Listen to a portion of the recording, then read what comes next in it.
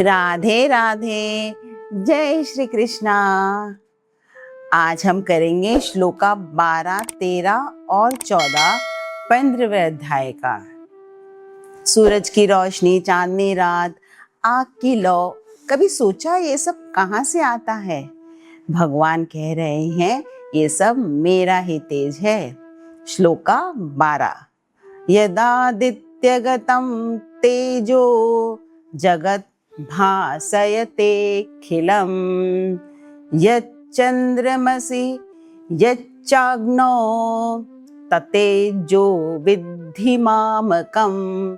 यदादित्यगतं तेजो जगत भासयतेऽखिलं, जो रेडियंस सूर्य में है, जो पूरी सृष्टि को रोशन करता है।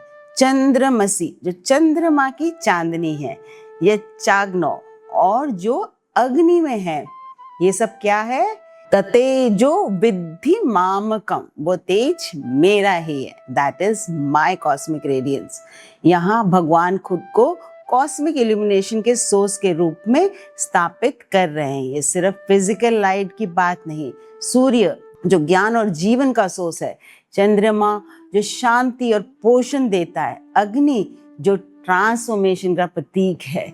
अग्नि में कहते हैं ना, आग में जलकर आप देखते हैं सोने के कितने सुंदर सुंदर आभूषण बन जाते हैं, लेकिन उससे पहले उसे जलना होता है। तो अग्नि is a sign of transformation. तीनों सुप्रीम लॉर्ड के ही विभिन्न रूप हैं। हर रोशनी, चाहे वो बाहर हो या अंदर हो, उसी का एक स्रोत है। भगवान वो चेतना है जो हर प्राणी में है। The splendor of sun which dissipate the darkness of this whole world comes from me, and the splendor of moon and the splendor of fire also are from me. अब करेंगे श्लोका 13। अब भगवान कह रहे हैं कि जमीन जो फसल देती है और जो अन्न देती है, भगवान धरती में प्रवेश करके सब कुछ कैसे संभालते हैं, करते हैं। श्लोका 13।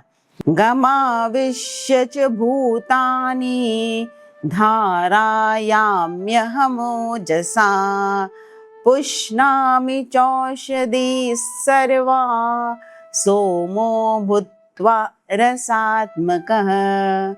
गमाविश्य, धरती या पृथ्वी में प्रवेश करके, हमोजसा, मैं ही, च भूतानि धाराम्य, सब प्राणियों को धारण करता हूँ, संभालता हूँ। पुष्णामि चौषधि सर्वा, और मैं सभी वनस्पतियों, औषधियों को पोषित करता हूँ। ये श्लोका कृष्णा की सस्टेनिंग पावर, धारण शक्ति को दर्शाता है।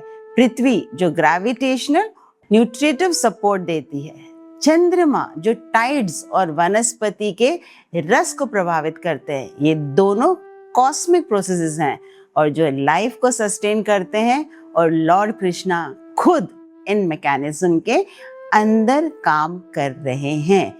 ये सिर्फ क्रिएशन नहीं, बल्कि कंटिन्यूअस सस्टेनेंस की बात है।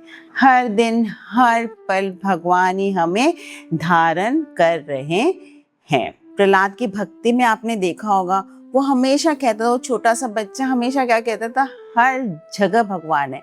वो एनर्जी है जो रोज हमें खिलाती है, संभालती है। जब हम भोजन करते हैं, हर जगह भगवान है।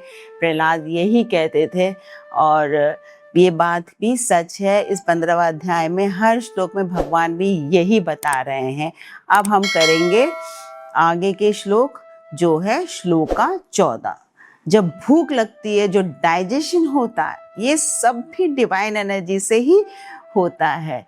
श्लोका 14। अहम वैश्वानरो भूत्वा प्राणिनां देहमाश्रितः प्राणापान समायुक्तः पचाम्यन्नं चतुर्विधम्। अहम वैश्वानरो भूत्वा, मैं वैश्वानर, फायर दैट डाइजेस्ट बनकर, प्राणी नाम देहम आश्रितः, प्राणियों के शरीर में स्थित होकर, प्राणापान समायुक्ता, प्राणा और अपाना ये कहते हैं ना, आयुर्वेदा में इसका बहुत यूज होता है। प्राणा और अपाना, वायु से युक्त होकर पचाम्यन्न चतुर्विधम, 4 प्रकार के अन्न को पचाता हूँ। ये श्लोका भगवान की प्रेजेंस को सबसे ज्यादा इंटीमेट बायोलॉजिकल लेवल पे तक ले जाता है। हमारे पेट के अंदर जो डाइजेशन हम समझते हैं ऑटोमेटिक हो रहा है, नहीं, कुछ भी ऑटोमेटिक नहीं है। सारी एनर्जीज का खेल है, और ये सारी एनर्जीज कहाँ से आ रही हैं? भगवान की तरफ से आ रही हैं। सारी डिवाइन एनर्जीज है, जो हम सांस लेते हैं, आना प्राणा, जो भी हमारे अंदर की अग्नि है, ये सारी कुछ भगवान ही प्रज्वलित करते हैं। भगवान किसी, कहते हैं मैं किसी मंदिर, किसी मूर्ति से सीमित नहीं हूँ। हमारी सांस सांस में, हमारी हर फिजियोलॉजिकल प्रक्रिया में सक्रिय है। ये एक रिमाइंडर है कि भक्ति का मतलब सिर्फ बाहर ढूंढना नहीं है। एक्चुअली भक्ति का मतलब है अपने अंदर देखना। जितने भी गुरु हुए, संत हुए, सब यही कहते हैं। गौतम बुद्धा भी हमेशा कहते थे, look inside you and you will find God very easily. अगली बार खाना खाते वक्त एक पल के लिए महसूस कीजिए कि पचाने की प्रक्रिया भी भगवान ही कर रहे हैं। इसीलिए पुराने ज़माने में खाना खाने से पहले हमेशा हमेशा वो लोग भगवान को पहले थैंक यू करते थे, first for the food on the plate, because जितने भी पेड़ पौधे, जहाँ से भी हमारा अन्न आ रहा है, वहाँ भी भगवान की शक्ति है। और एक बार वो हमारे शरीर में जाती है तो वो भी भगवान की ही शक्ति है। I leave you with this one thought, कन कन में बसा जब वो, फिर कौन पराया है।